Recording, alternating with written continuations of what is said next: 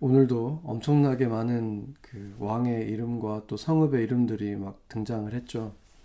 그래서 지난주에 제가 말씀드린 것처럼 이것은 아마 지금 현대식으로 그 문서를 만든다면은 아마도 지도로 만들었을 거다 이렇게 말을 했죠. 그 예전에 신학자인 스탠리라는 분도 지금 우리가 보고 있는 이 여호수아서의 이 후반에 속하는 지금 이 장들은 사실은 토지 대장이다 이렇게 말을 했습니다. 토지 대장이라는 게 어디서부터 어디까지가 누구 땅이다 뭐 이렇게 적어놓은 문서 같은 거잖아요. 옛날의 문서. 그런 문서 같은 곳이다라고 이렇게 말을 했습니다. 그래서 오늘도 뭐 자세하게 보진 않겠지만 간단하게 여러분이 이 머릿속에 그려질 수 있도록 일단 지도를 잠깐 보겠습니다. 여기 지금 지도를 보면은 지금 가운데를 갈라서 지금 그 갈릴리 바다와 사해를 이렇게 가로지르는 이 지금 이 지도상에 보면 가운데 흐르고 있는 파란색 줄이 요단강입니다. 그러니까 이 요단강을 기준으로 해서 이 바닷가 쪽으로 있는 것이 가나안 땅, 이제 서쪽이죠. 그리고 그 내륙 쪽에 있는 곳이 요단 동쪽입니다. 그래서 이 요단 동쪽에 아까 말했던 이름들이 여기 뭐 아스타롯이라든지 라모스 길리아드 뭐 이렇게 야베스 길리아드 이렇게 지금 길리아드라는 것이 므낫세가 그러니까 요단 동쪽에 북쪽에 있는 쪽이 지금 이제 므낫세가 지금 차지하고 있는 땅 그리고 그 밑으로 이제 르우벤이 있고 갓이 있죠. 이렇게 지금 요단 동쪽에 이 두 개 반의 지파가 있고 나머지가 지금 요단 서쪽에 이 지도상에 지금 어퍼 갈릴리라고 되어 있는 곳들 여기도 지금 아까 말했던 그 이름들이 다 여기 지금 있습니다. 그런데 이 지도를 보면은 지금 이렇게 그 붉은빛이 돼 있는 곳이 지금 차지한 땅들을 말하는 것이고 아직 하얗게 돼 있는 부분들은 아직 차지하지 못한 땅들입니다. 그러니까 사실상 이 가나안 땅의 그 약간 그 맹주라고 할 수 있었던 왕들을 물리쳤고 그 왕들이 이미 다 그 뭐 목을 매서 죽게 하고 이렇게 사람들 앞에 이미 다 그렇게 처형을 했기 때문에 사실상 더 이상 이 이스라엘에게 공격해 올 수 있는 적들은 다 사라진 것이죠. 그래서 이 지금 이 가나안 땅의 지금 지배권은 이미 이스라엘이 가지고 있습니다. 그런데 그럼에도 불구하고 아직 그 잔당들이 이렇게 그 지역별로 이렇게 많이 남아 있었죠. 그러니까 모든 그 전쟁할 수 있는 사람들을 다 아직 처단한 상태는 아니라는 것입니다. 그렇기 때문에 이제 지금부터 펼쳐질 전쟁은 땅을 먼저 분배해 준 다음에 분배를 받은 그 12지파들이 자기가 분배받은 땅에 있는 그 잔당들을 무찌르는 이 작은 전투들이 남아 있는 것이죠. 그러니까 큰 전쟁은 끝났고 이 작은 전투들이 남아 있는 그런 상태입니다. 그러면은 이제 그러기 때문에 이제 이 땅이 분배된 다음에 전쟁을 하게 되는데 그때도 역시 그렇다고 해서 뭐 그냥 그 분배받은 땅의 그 지파들만 거기서 전쟁을 하는 게 아니라 도움이 필요하면 다른 지파들이 도와서 역시 전쟁을 치렀습니다. 그렇지만 역시 자신들이 이제 정착하게 될 그 땅이기 때문에 그 지파들이 이제 중심이 돼서 이제 그 땅에 관한 한 이 전투들을 지휘했다고 볼 수 있습니다. 그렇기 때문에 이제 여호수아는 이제 전체 전쟁을 지휘했던 여호수아의 역할은 이제 끝난 거죠. 전체를 지휘했던 다 같이 전쟁을 함께 했던 이 시대는 끝났기 때문에 여호수아의 그 시대가 이제는 이제 저무는 그런 때입니다. 그래서 오늘 본문을 보면은 이 여호수아의 나이가 많았다 이렇게 말을 하는데 몇 살이었는지는 분명하게 말하고 있지 않죠. 그래서 우리가 이제 그 나이를 가늠해 볼 수 있는 것이 몇 가지가 있는데 그 가나안 땅에 오기 전에 먼저 그 광야에 있을 때 처음에 이제 광야에 들어온 지 얼마 안 돼서 정탐꾼을 모세가 보내잖아요. 각 지파에서 한 명씩 뽑았는데 그때 갈렙과 여호수아가 있었습니다. 그들의 나이가 40살쯤 됐다고 했어요. 그래서 30에서 40살 그 사이에 있었던 나이라고 볼 수 있는데, 그러고 나서 그들이 이제 돌아온 다음에 40년 정도를 광야에서 헤매게 되죠. 정확히 말하면 38년이었는데, 그리고 나서 7년 정도의 정복 전쟁이 지금까지 있었죠. 전체가 다 참여하는 정복 전쟁이 7년 정도 있었습니다. 그러니까 만약에 나이가 40이었다면, 그 정탐꾼으로 갔을 때의 나이가 40이었다면 그 45년이 지난 후니까 지금 그 85살이 돼 있는 거죠. 85세가 돼 있다는 것입니다. 그래서 그 정도의 중심으로 해서 플러스 마이너스라고 볼 수 있죠. 플러스의 가능성은 별로 없고, 사실은 마이너스의 가능성이 높은 게 그 정탐꾼들의 나이가 40이 더 넘은 사람들을 보냈다고 보기는 좀 어려워요. 30에서 40 사이라고 보기 때문에. 그리고 14장 다음 장을 보면은 함께 그때 갔던 갈렙의 나이가 85세라고 분명하게 말합니다. 14장은 지금 오늘 우리가 보는 이 본문에서 뭐 1년 후 이런 게 아니거든요. 거의 그 직후기 때문에 거의 같은 장면이라고 볼 수 있기 때문에 그때 갈렙의 나이가 85세였다는 걸 생각해 보면 여호수아와 갈렙의 나이가 비슷했죠. 뭐 어떤 분들은 더 많았다고, 훨씬 많았다고 보는 분들도 있는데, 이 성경에 나와 있는 이것들을 기준으로 보면 나이가 비슷했고, 뭐 조금 더 많았을 수도 있지만 그럴 가능성보다는 사실은 더 적었을 수도 있어요. 그래서 어쨌든 뭐 플러스 마이너스 얼마 차이가 나지 않는 비슷한 나이 또래였다고 볼 수 있습니다. 갈렙과 여호수아는. 그리고 갈렙과 여호수아만이 성인으로서 그 홍해를 가르고 가나안 땅을 그 광야에 들어왔던 1세대, 유일한 1세대였죠. 그 모세도 이 가나안 땅에 들어오지 못했기 때문에 가나안 땅에 들어온 것으로는 이 두 사람밖에 없었고, 나머지는 다 어린 나이에 들어왔거나 아니면 그 광야에서 태어난 2세들입니다. 그렇기 때문에 그 2세들과의 나이 차이는 거의 최소한 20살 정도 나눌 정도로 이들만이 굉장히 나이가 많았다고 볼 수 있죠. 그런데 그 갈렙의 경우는 보면은 그 14장에서 자기가 지금 85세지만 여전히 자기는 전쟁을 할 수 있다, 이렇게 말을 합니다. 근데 그거에 비해서 오늘 본문을 보면 여호수아는 나이가 많이 들었다, 여기가 이제 굉장히 노인이 되었다, 이런 표현이거든요. 그러니까 나이는 비슷한데 지금도 마찬가지 아닙니까? 뭐 젊었을 때야 뭐 큰 차이가 안 나지만 나이가 정말 80이 되고 나면은 그 같은 나이라고 해도 건강을 얼마나 잘 챙겼는지 뭐 이런 거에 따라서 엄청나게 많은 차이가 나죠. 어떤 분들은 정말 젊은 사람처럼 굉장히 많은 그 일정들을 소화하고 이러는 분들이 있지만 또 병상에 누워 있는 분들도 있죠. 똑같이 80이라는 나이라고 하더라도. 그러니까 그런 것처럼 지금 이 갈렙과 여호수아는 나이는 비슷한데 이 건강 상태가 굉장히 큰 차이가 난다는 걸 보여줍니다. 특히나 이 여호수아가 지금 굉장히 나이가 많다고 했지만 즉시 그 소천하는 것이 아니라 나중에 여호수아가 죽는 장면이 나오는데 그때 나이가 110세라고 나와 있어요. 그러면 지금 나이가 뭐 90세라고 한다고 할지라도 20년을 더 산 거잖아요. 근데 이미 지금 전쟁에 참여할 수 있는, 지휘관으로서 존재할 수 있는 지금 힘이 없다는 거예요.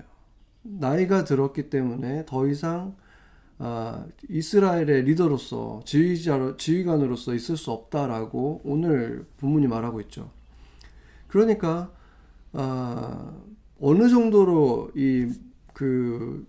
연로했는지는 알 수는 없지만 분명한 것은 그때 이후로 그 죽음이 임박해서 거의 유언처럼 남기는 말을 제외하고는 여호수아는 더 이상 이 무대에 존재하지가 않습니다. 그러니까 이제 몸이 굉장히 많이 약해졌고 그 20년이라는 시간은 큰 활동을 하지 못한 채로 그냥 안식을 취하고 있다가 그 이제 그 부르심을 받는다, 이렇게 소천한다라고 볼 수밖에 없는 거죠. 이 성경에 나타난 걸로 봤을 때는 우리가 이 여호수아라는 인물을 보면 사실상 성경에 이만한 인물이 없거든요. 뭐 아브라함도 있고 이삭도 있고 야곱, 뭐 그리고 야곱의 12아들들, 이런 사람들이 다 있지만 그들은 다 굉장히 큰 실수들을 다 저지르죠. 부끄러운 행동들이 있고 그것 때문에 그 큰 손해를 보기도 하고, 그런 것들이 다, 그런 경험들이 다 성경에 그대로 기록되어 있습니다. 그 성경에 기록된 것만 봐도 그들은 다 어떤 흠을 가지고 있는데, 이 여호수아는 전혀 흠을 찾기가 힘듭니다. 굉장히 순종적이고, 그리고 정말 종처럼 모세를 또 섬기고, 그렇지만 또 전쟁에 나가서는 용맹하고, 하나님에게서도 굉장히 순종적으로 다 평생 순종했고, 또 그 기브온 사람들 같은 사람들에게도 또 어떤 그 순수한 마음을 가지고 약속을 지키고, 이런 모든 모습들을 볼 때 여호수아는 성경에 정말 손에 꼽는 그 거의 완벽한 인물 중에 하나거든요. 그런데 그런 인물이라면 하나님께서 그 축복을 주셔가지고 그 120세까지 기력이 전혀 쇠하지 않았던 모세처럼 여호수아도 기력이 전혀 쇠하지 않는 그 마지막 여생을 보내게 하셨을 수도 있을 텐데 그렇게 하지 않았다는 거죠. 땅을 분배하는 지금 이 장면들을 지나고 나서부터는 더 이상 활동을 하지 않는다는 거죠. 그러니까 그걸 보면은 우리가 좀 의아해지는 거죠. 특히나 구약 성경 같은 경우는 더 어떤 육적인 건강이라든지 어떤 그런 것이, 장수라든지 이런 것이 하나님의 축복의 상징이었는데도 불구하고 이 여호수아는 110세라는 것이 뭐 장수가 아니라는 것을 말하는 건 아니지만 그의 그 완벽했던 하나님께 순종했던 것에 비하면 그 마지막 노년의 20년이라는 시간이 그냥 거의 그 모습을 드러내지 않는, 그냥 휴식만 취하고 있는 그런 20년을 보내게 된다는 것이 우리에게는 의아할 수밖에 없는 것입니다. 기독교의 한 그 분파 중에 이단은 아니지만 그 어떤 분들은, 어떤 그 교단들은 그 신앙이라는 것이, 믿음이 얼마나 강한지가 그들의 육체의 어떤 건강까지 좌우한다라고 주장하는 분들이 있죠. 뭐 물질적인 축복도 마찬가지고 그 건강도 마찬가지고, 그것들이 하나님이 그들의 신앙과 어떤 비례한다라고 주장하는 그런 분들이 있는데, 그것이 얼마나 그 성경적이지 않은지 오늘 이 본문이 분명하게 보여주는 것이죠. 그들이 그 하나님의 말씀을 가지고 여기저기서 가져온 걸 가지고 그 교리를 만들고 주장을 하고 있지만, 이렇게 성경을 보면 하나님의 사람들, 정말로 하나님께 모든 것에 충성하고 순종했던 이런 사람들도 건강이 악화돼서 병상에 누워서 거의 20년을 보내는 이러한 삶을 살 수 있다라는 것을 성경이 분명히 보여주고 있고, 사도 바울은 어땠습니까? 신약 성경의 3분의 1을 썼지만 그도 평생 지병을 가지고 살아갔잖아요. 그리고 그의 아들처럼 여겼던, 그가 파송했고 목회자였던 디모데도 속이 좋지 않아가지고 그런 약을 먹으면서 지내야 했던 그런 사람들이 있었습니다. 그뿐만이 아니라 뭐 한국 기독교 역사에서도 보면 누구보다도 헌신되고 훌륭했던 분들이 장수한 분들이 별로 없죠. 오히려 다른 분들, 그 시대의 다른 분들에 비해서 일찍 세상을 떠난 분들이 많습니다. 몸이 아팠던 분들도 많고, 지금도 몸이 아픈 분들도 많고, 그런 것을 보면서 우리가 당연히 궁금할 수밖에 없죠. 그렇다면 하나님은 그렇게 사랑하는 사람들을, 그렇게 하나님께 헌신된 분들을 왜 아프게 하시고, 또 심지어 그냥 잠깐 아픈 게 아니라 오랫동안 그 병과 씨름하게 하시는 그런 병을 허락하시는가? 이런 질문을 하게 됩니다. 빙점이라는 아주 유명한 소설을 써서 그 이름을 많이 알린 그 일본의 작가가 있죠. 미우라 아야코라고 하는 작가인데, 이분이 굉장히 신실한 신앙인이었습니다. 그런데 그분은 그 병이 한두 가지가 아니었어요. 평생 병을 달고 살았는데 그 병들의 종류도 다양하죠. 결핵성 척추 후만증이라는 병이 있었고, 파킨슨 병이 있었고, 또 암도 있었고, 피부 질환이 있었고, 그렇기 때문에 평생 투병을 하면서 살았고, 거의 바깥 활동을 못했다고 합니다. 거의 그냥 집에서만 보내야만 했는데, 그분이 쓴 짧은 어떤 시 같은 글인데, 아프지 않으면이라는 이런 글이 있습니다. 그래서 제가 한번 읽어드리겠습니다. 아프지 않으면 드리지 못할 기도가 있다. 아프지 않으면 듣지 못할 말씀이 있다. 아프지 않으면 접근하지 못할 장소가 있다. 아프지 않으면 우러러 베지 못할 거룩한 얼굴이 있다. 아프지 않으면 나는 인간일 수조차 없다. 모든 일들이 다 자기가 원하는 뜻대로, 자기가 정말 좋아하는 방향대로 다 흘러갈 때 감사하지 않는 사람은 없습니다. 심지어 하나님을 믿지 않는 사람들도 그 thankful한 마음을 가지고 살아가죠.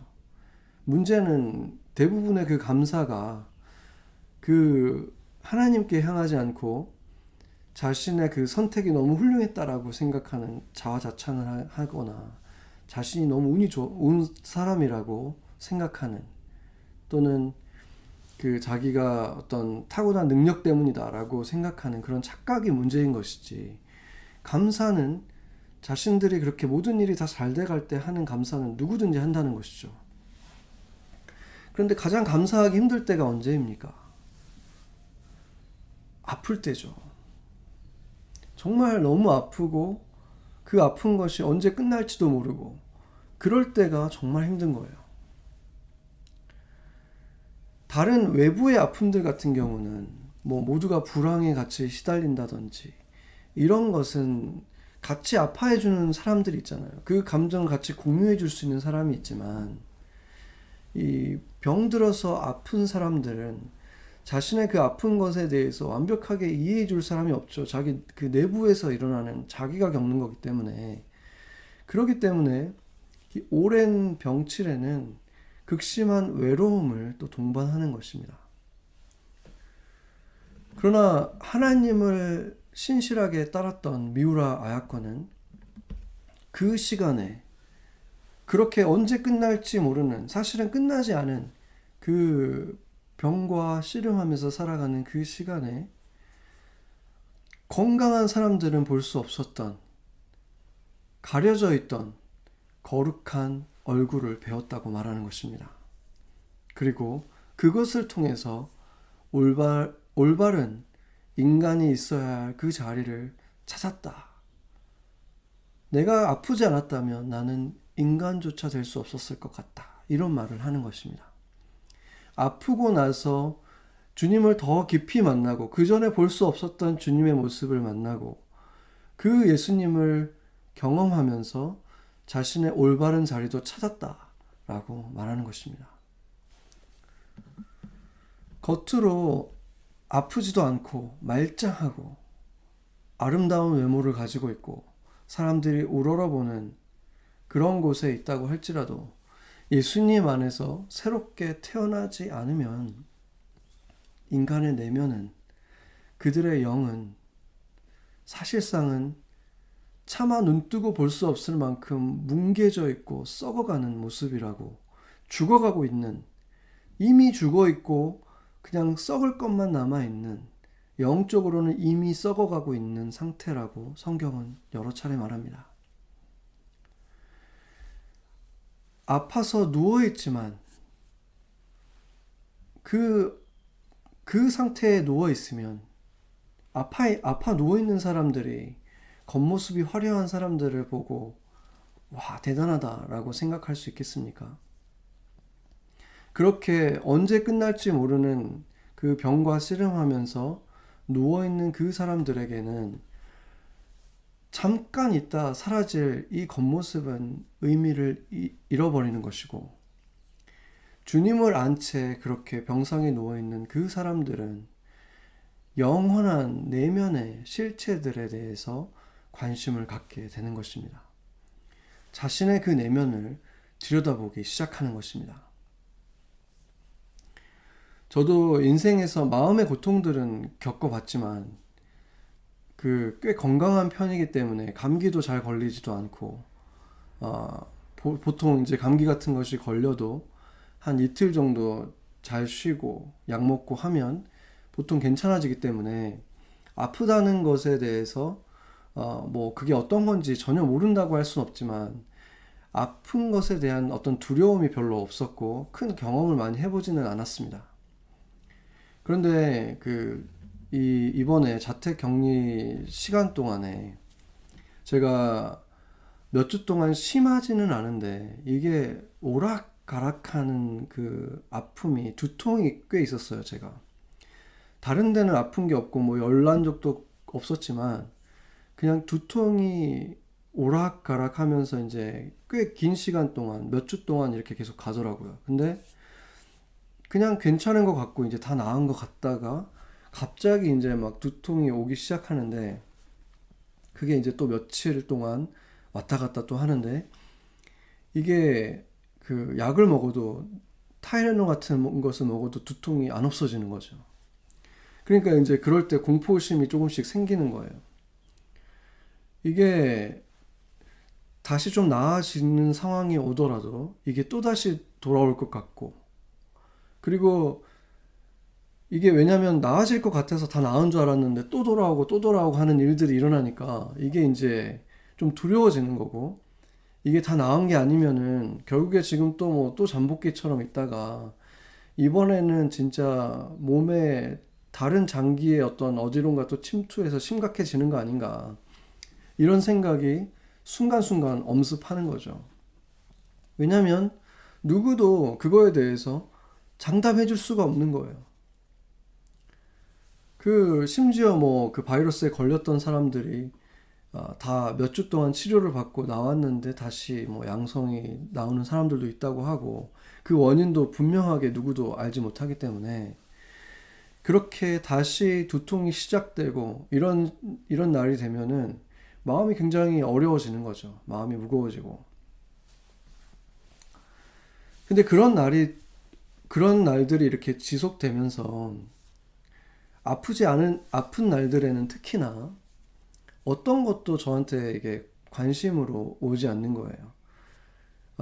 제가 뭐 다른 특별하게 막 하는 게 별로 없지만, 제가 좀 그 시간이 날 때 하는 것들이 뭐냐면 이제 뉴스 같은 것들을 많이 보고 좀 관심 있는 분야가 제가 되게 많아요. 그래서 뭐 꼭 제가 어떤 목회에 관련된 게 아니다고 할지라도 뭐 어떤 뭐 미래에 대한 사람들의 어떤 예측이라든지 뭐 이런 것들, 과학기술이 어떻게 흐르고 있다든지 뭐 이런 것들에 대해서 그냥 뭐 자연에 대한 거라든지 다큐멘터리라든지 이런 것들에 관심이 많아서 막 그것들에 막 관심을 갖고 들여다보는데, 이 몸이 아프고 두통이 있고 막 이러니까 다른 아무 것에도 관심이 안 생기는 거죠. 그런 것들이 전혀 저한테 관심이 되지 않는 거예요. 그냥 제 생각을 뚜렷하게 만들어주는 유일한 초점은 하나님에 대한 것밖에 없었어요. 그 순간에 내가 기댈 수 있는 것도 하나님밖에 없고, 또 하나님에게서 답을 듣고 싶고, 왜 내가 여기서 지금 못 지나가는지, 주님이 어떤 생각을 갖고 계시는지, 저뿐만 아니라 또 저보다 훨씬 더 아픈 시간을 겪고 있는 그 친구들에 대해서는 하나님은 어떤 마음을 가지고 계신지, 그것만이 저한테 가장 큰 관심이 될 수밖에 없는 거예요. 그거에 관심을 가질 때만 정신이 또렷해지고, 말씀을 연구하는 것, 말씀을 전해야 되니까 연구할 때, 기도할 때, 누군가를 위해서 기도할 때, 그때만 이 정신이 또렷해지고 나머지 시간은 힘없이 그냥 누워 있거나 이렇게 그냥 쉬고 있거나 그냥 그런 상태에 있었던 거죠. 그런 시간이 지금은 다 지났죠. 그렇지만 이제 그때 그런 경험을 하게 됐습니다. 그때 그러니까 막 괜찮아져서 다 나은 것 같았다가 갑자기 두통이 막 찾아오는데 약을 먹어도 낫지 않고 이러면은 어떤 느낌이 드냐면, 생명이라는 게 참 미약하다. 참 보잘것없는 거구나. 내가 가진 이 생명이라는 것이. 그런 생각이 들 수밖에 없어요. 왜냐하면 당시에 뭐 타이레놀 말고는 먹을 수 있는 약도 없잖아요. 그런데 이 두통은 그 약을 먹어서 거의 나아지지가 않고, 그러면은 기도밖에 할 수 있는 게 없고 주님한테 기댈 수밖에 없고, 그냥 그런 상태에 있을 때 정말 아무것도 내 힘으로 컨트롤할 수 없는 이럴 때 내가 너무 작은 존재다라는 것을 인정할 수밖에 없죠. 마음도 굉장히 겸손해지고 작아지는 그런 것을 경험했습니다. 그런데 그런 순간에 제가 지금까지 보지 못했던, 느끼지 못했던 예수님의 마음을 느낀 것이 있었습니다. 그리고 그때에만 제가 볼 수 있었던, 어렴풋이나마 볼 수 있었던 예수님의 표정이 있었습니다. 그리고 그때에만 저에게 들려오는 정말 나지막한 그 예수님의 위로와 예수님에 대한 믿음을 더해주는 그 음성들이 있었습니다. 그래서 그때 제가 그 무력한 순간에 아무것도 기댈 것이 없는 그런 때가 오면 그때에만 볼 수 있는 예수님의 모습이 있구나. 그것을 어렴풋이나마 알게 된 것입니다. 제가 겪은 고통은 뭐 미우라 아야코 같은 분이 평생 정말 그 많은 병들을 다 알고 살았던 분들이 겪었던 것과는 비교도 되지 않죠. 그런 병을 가지고 가시는 분들이 어떻게 그 상황 속에 있으면서도 주님을 사랑한다고 말하고 주를 찬양한다고 말하고 하나님께 감사한다고 말할 수 있는지에 대해서 제가 어렴풋이나마 볼 수 있었다는 말을 하는 것입니다. 제가 정말 그 바다 같은 곳에 발을 살짝 댔다 뗀 정도밖에 아니죠. 그분들은 그 몸이 담겨있는 고통을 겪은 분들이고 또 지금도 그런 고통 속에 있는 분들이 있을 겁니다.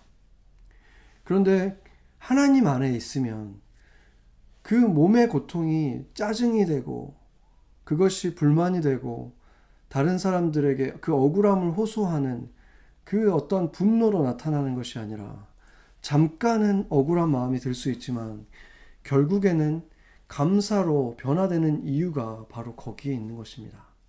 그 상황 속에서 만나는, 건강했을 때, 세상에서 사람들이 나를 바라봐 줬을 때 느끼지 못했던 그때만 만날 수 있는 더 깊은 곳으로 들어가는 예수님과의 만남이 있었기 때문인 것입니다. 그것 속에서 우리가 알게 되는 것이 무엇입니까? 주님 안에 있는 우리가 건강하고 또 아팠다가도 금세 주님이 치유해 주셔서 다시 완전해지고, 이것이 분명히 하나님이 주시는 축복이지만 그것만이 축복은 아니라는 사실입니다. 진정으로 축복받은 사람은 병 자체도 주님께서 나에게 주신 선물처럼 여길 수 있게 되는 사람이 아니겠습니까? 그 질고를 아셨던 분, 강고를 아셨던 그 예수님께 더 깊이 들어가서 그 예수님의 마음을 내 마음으로 더 많이 담은 사람들이 되는 그 과정 속에 있기 때문에 그 아픔도 그 병까지도 축복이었다, 감사하다라고 말할 수 있는 사람이 되어가는 것입니다. 이 여호수아의 시대는 그 땅들을 계속해서 정복하는, 어떻게 보면 굉장한 승리의 시대였죠. 그런데 그 시대가 지나자마자 이 땅 분배를 지금 하고 있는데, 이 땅 분배의 시대가 지나고 나면 어떤 일이 벌어졌을까요? 여호수아는 이제 무대에서 사라졌고, 이제 각자 지파들마다 리더들이 세워지고, 그곳에 또 레위 지파들이 보내졌기 때문에 그들이 함께 그들을 이 지파들을 잘 영적으로 잘 성장할 수 있게 했어야 되는데 어떻게 됐겠습니까? 하나님과 분명히 약속을 했지만 이 여호수아가 세상을 떠나고 나서 얼마 안 돼서 금세 그들은 하나님과 했던 약속, 모세와 했던 약속, 여호수아와 했던 약속을, 그 맹세들을 금방 저버리고 금세 그 땅의 신들 바알과 아세라를 섬기는 우상 숭배자들로 변해버립니다. 그렇게 하나님께서 너희에게 미혹될 만한 것들을 다 없애버려라, 다 하나도 남기지 말아라 라고 했는데 그것을 결국 지키지 못했죠. 그들을 자신들의 땅에 남겨두고 그 자신들의 그 노예로 부려서 더 부유해지고 싶었던 거죠. 그 많은 그 일꾼들을 왜 죽입니까? 군인들만 죽이면 되지. 그런 생각은 너무나 자연스러운 똑똑한 생각이죠. 그런데 결국에는 그것 때문에 그들은 정말 망하는 길에 들어서는 거죠. 하나님의 그 진노를 맞게 되고 엄청나게 많은 그 징벌들을 받게 됩니다. 그런데 그것에 대해서 말하는 성경들은 뭐라고 말하냐면, 그렇게 그들을 미혹하게 되고 결국에는 그들을 찌르게 되는 가시가 될 만한 이 이방인들을 남겨두신 분도 하나님이다라는 말을 합니다. 이런 부분들이 바로 우리가 하나님을 참 이해하기가 어렵다라고 생각하는 거죠. 그 적들을 남김없이 다 물리치고 없애버려, 하나도 남기지 말아라고 말씀하신 분도 주님이면서 그 남겨진 적들로 인해서 미혹도 받게 하시고, 그걸 통해서 결국에는 그 이스라엘 민족들이 가시에게 가시가 되어서 고통을 주고 결국에는 그렇게 저주까지 받게 되는 그런 일들이 일어나게 하신 분도 하나님이라고 하니까 어렵지 않습니까? 그런데 그것에 대해서 우리가 인과관계를, 원인과 결과를 한번 잘 생각해 봐야죠. 그 지파들마다 도대체 얼마나 많은 이방인들을 살려줬는지를 우리가 알 수는 없죠. 남아있는 기록은 없지만, 지난주에 우리가 므낫세의 그 상황을 통해서 알 수 있는 게 뭐냐면, 므낫세는 그 요단 동쪽에 있는 그 므낫세뿐 아니라 이 두 개 반 지파는 특히 므낫세를 더 강조하고 있긴 한데, 그곳에 있는 지금 노예들을 죽이질 않고, 그러니까 전쟁 포로들을 죽이지 않고 자신들의 인력으로 사용했는데 그 인구가 10만 명에 이르렀다고 했기 때문에 어마어마하게 많은 숫자들을 남겨놓은 겁니다. 그러니까 그 노동력이니까 죽이지 않은 거죠. 여자들이 대부분이었을 거라고 생각이 되는데 그들이 당연히 죽이는 것이 지혜롭지 않은 방법이라고 생각해서 거의 자기들의 민족의 숫자만큼을 남겨놨다는 것은 어마어마하게 많은 숫자들을 남겨놨다는 것이고, 그렇다면 다른 지파들도 별로 다르지 않았겠죠. 그래서 그들도 결국에는 얼마인지는 알 수 없지만 많은 노예들을 남겨놨고, 그것을 남겨놓은 것은 누구의 잘못입니까? 이 지파들의 잘못인 거죠. 그러니까 그 노예들이 얼마나 남겨놨는지가 사실은 그들에게 결국에는 다시 찾아오게 될 그 불순종의 이 크기가, 죽이지 않은 숫자가 크면 클수록 결국에는 그것이 다시 자신들에게 돌아오는 이 대가와 피해도 크게 돌아오는 거잖아요. 그러니까 이 두 개가 비례한다는 거죠. 불순종이 크면 클수록 그 미혹과 자신들이 감당해야 될 대가도 더 커진다는 것을 보여줍니다. 그러니까 결국에는 하나님이 이 불순종 자체를 계획하셨거나 이런 상황을 디자인하셨다는 거하고는 두 개가 큰 차이가 있는 거죠. 이것이 도덕적인 책임이 어디 있는가를 생각해야 되는 거예요. 그들이 만약에 이렇게 많은 사람들을 남겨놓으면, 말을 듣지 않고 남겨놓으면 그만한 대가를 치르게 될 거다라는 것은 하나님이 원래 처음부터 하셨던 말씀이고, 결국에는 축복을 맹세하신 분이 저주도 맹세하신 거기 때문에 그것에 그냥 그대로 비례하도록 하나님께서 그렇게 만들어 놓으신 거고, 그 약속대로 성취가 되는 거죠. 그러니까 하나님께서 그것을 그렇게 되도록 디자인하셨다는 것이 아니라, 그들이 말을 듣지 않고 그렇게 하면, 불순종하면 그러한 저주가 따라오도록 하나님이 약속하셨고 그 일이 벌어졌다는 것입니다. 그렇기 때문에 하나님에게는 도덕적인 책임이 없죠. 누구에게 있습니까? 이스라엘에게 있는 것입니다. 제가 이제 독신이었을 때는 몰랐던 것들을 이제 가정을 꾸리고 나서 더 많이 배우게 되는 것들이 있잖아요. 이제 그런 것들이 이제 그 사람에 대해서 좀 더 많이, 제 자신에 대해서 굉장히 많이 보게 되는데, 그 죄를 가지고 있는 인간이기 때문에 우리는 화목한 가정을 꾸리기 위해서 그냥 좋은 게 좋은 거다고 했을 때 그냥 되지가 않죠. 그 부부도 굉장히 많은 갈등을 겪고, 그 갈등을 어떻게 주님 안에서 지혜롭게 해소하고 또 합의를 보고 또 조율하고 하면서 화목한 가정이 만들어지는 거고, 아이들도 마찬가지죠. 말 잘 듣는 아이가 그냥 칭찬만 해가지고 그렇게 되는 게 아니라, 굉장히 엄격한 가정에서 자란 아이들이 더 훌륭하고 말을 잘 듣는 아이로 자라죠. 그러니까 결국에는 그 칭찬만 가지고 되지 않는다는 거예요. 굉장히 많은 엄격한 많은 벌을 주고 체벌을 통해서 된다는 거예요. 이게 지금 무엇을 말해줍니까? 사람은, 지금 우리가 그 아담의 자손들로 태어난 우리들은 좋은 것만 가지고는 하나님의 백성답게 살아갈 수가 없다는 거예요. 그렇지만 세상 사람들과 우리의 차이점은 분명하죠. 우리는 하나님을 알기 때문에 이 사실을 알고 있는 거예요. 사람의 자체에 대해서 큰 기대를 안 하는 거죠. 내 자신에 대해서도 큰 기대를 하지 않는 거죠. 나도 분명히 미혹에 넘어질 수 있는 사람이다. 나를 그냥 유혹에다 그냥 놔두면 나는 구원받은 사람이고 예수님 아는 사람이니까 나는 그곳에서도 나는 이길 수 있다. 이런 착각에 빠지지 않죠. 나는 여전히 아담이 준 몸을 가지고 있기 때문에, 그 안목의 정욕이 아직도 내게 있기 때문에 나는 그런 것에 들어가면, 잘못된 웹사이트에 들어가고 잘못된 장소에 가고 하면 나는 넘어지는 자다라는 것을 알기 때문에, 이미 성경에서 배웠기 때문에 더 조심할 수 있다는 거죠. 그리고 나는 하나님의 사람이고 새 생명이 있기 때문에 뭘 할 수 있습니까?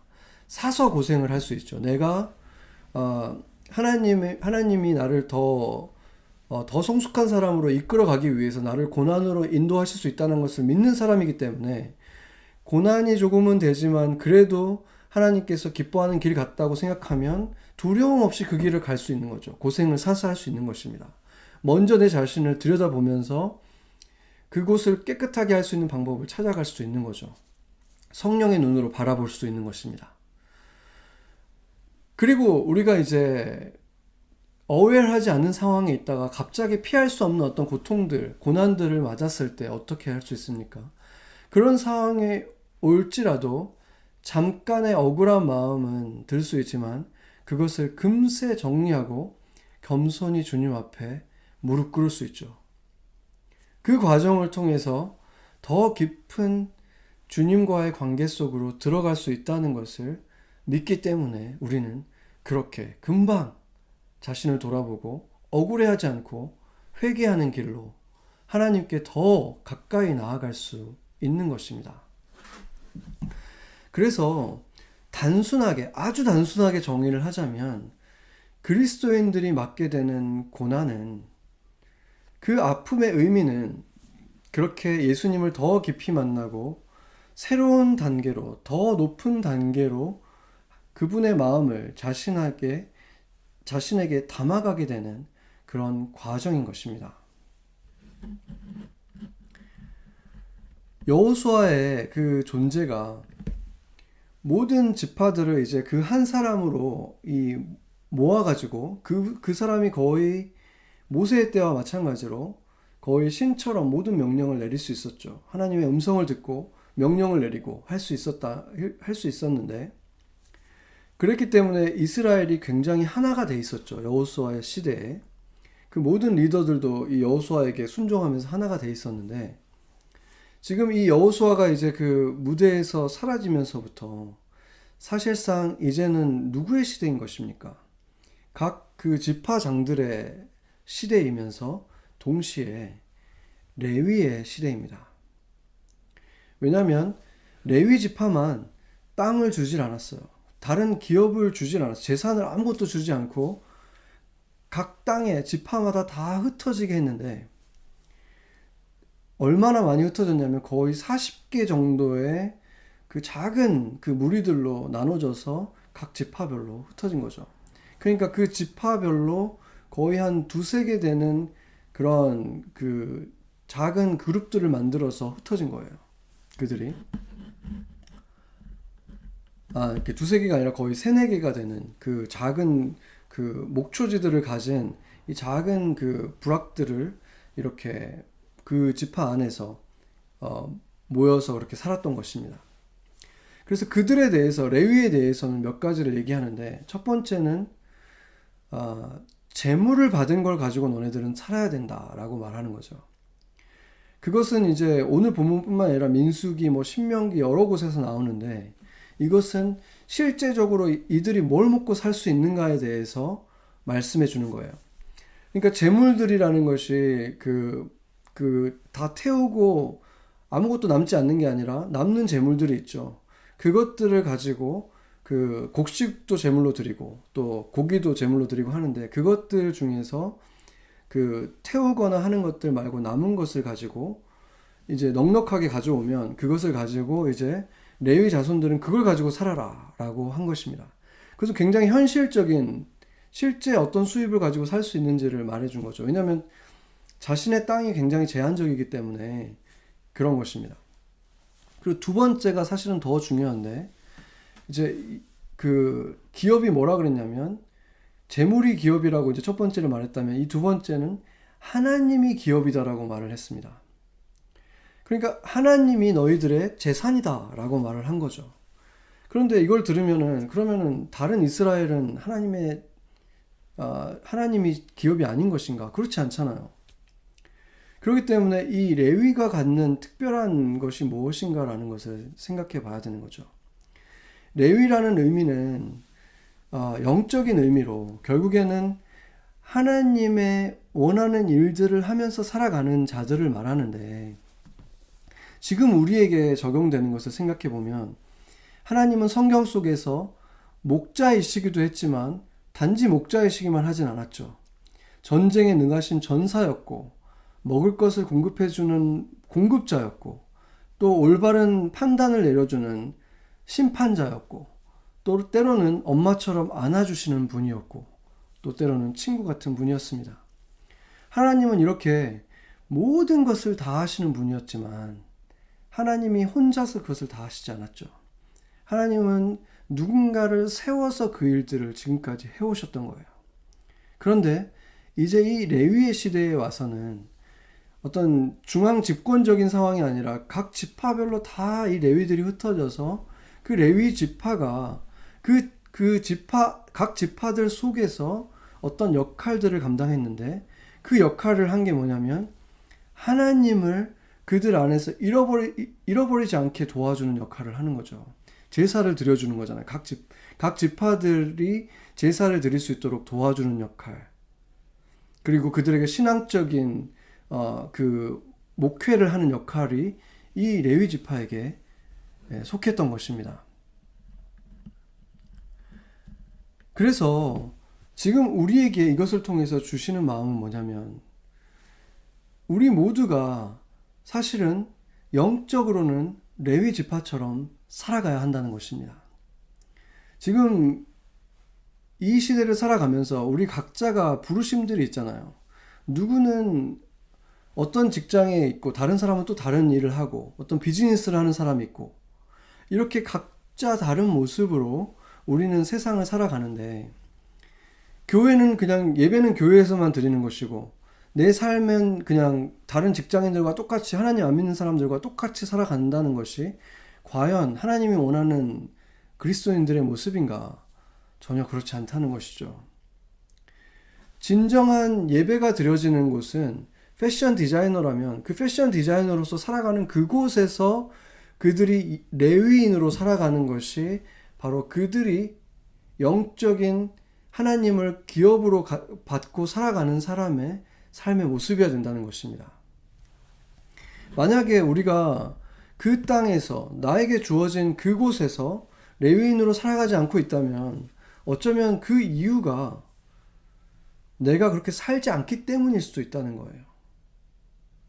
지금 이스라엘이 이 땅들을 잃어버리게 되는 이유가 뭐냐면 그 하나님을 잃어버리고 하나님으로부터 이렇게 징벌을 받게 되는 이유가 뭡니까?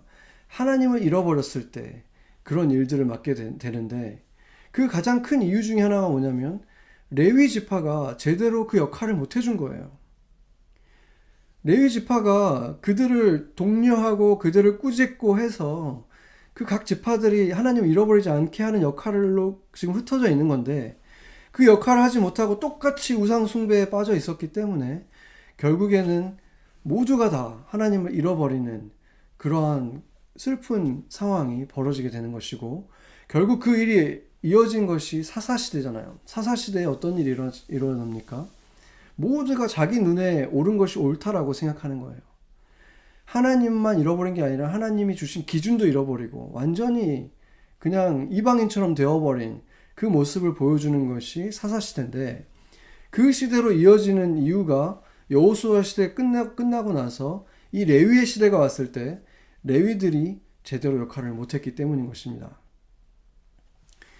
지금 이 시대를 봐도 그리스도인들이 교회에서는 아주 많은 활동들을 하는데 각자 자신들이 진짜 부르심을 받은 곳, 자신의 어떤 하나님이 주신 달란트를 가지고 훨씬 더 많은 시간을 살아가는 자신들의 직장이나 기업이나 사업체나 가정이나 이곳에서는 그리스도인의 모습이 아니라 자신의 그 컨템포리들이 자신의 그 동료들과 똑같은 모습으로 그냥 살아간다는 거예요.